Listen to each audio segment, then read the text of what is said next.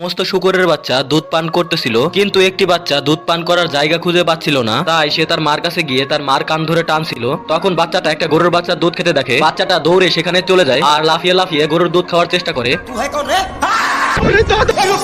এরপর একটা মোরগ মুরগির ঘরের ভেতরে এসে দেখে সকল মুরগি ঘুমাচ্ছিল। তখন হারামি মোরগ সাদা রঙের একটা সুন্দরী মুরগিকে দেখতে পায়। মোরগ মুরগিটার প্রেমে পড়ে যায়।